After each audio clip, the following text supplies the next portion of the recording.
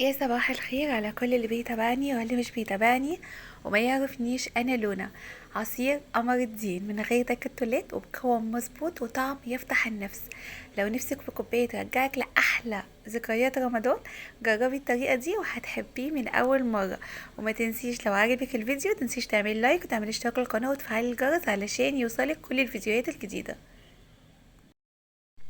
ودي اول كوباية بعد الاذان، عصير قمر الدين بأحلى قوام وقوامه مظبوط جدا. وفي تركية هقولكوا عليها هتفرق جدا في طعمه. شايفين شكله ولونه وقوامه مظبوط جدا، اي حد هيدوق عندك هيقولك عملتيه ازاي.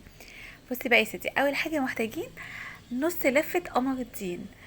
بنجيبها كده ونقطعها شرايح. قطعها بالسكينة، قطعيها عشوائي اي حاجة.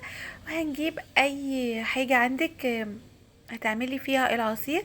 بتحطي شرايح قمر الدين وبننزل عليها بمية سخنة.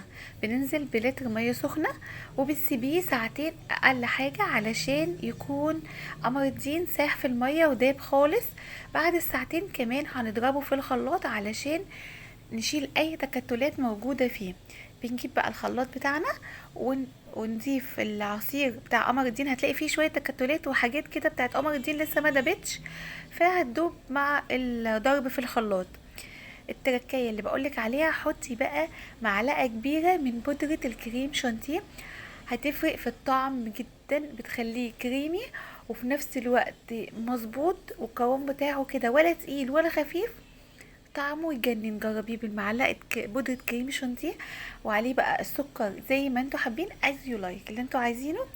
وبنضرب بقى ضربه حلوه كده في الخلاط واشربي احلى كوبايه عصير قمر الدين. يجنن، طعمه خطير. بلاش اضافه تلج في عصير قمر الدين علشان ما يخففوش. يفضل طبعا بعد ما تخلصوا تحطوه على في التلاجة وتسيبوه شويه في التلاجة علشان يسقع. وبألف هنا وشفا.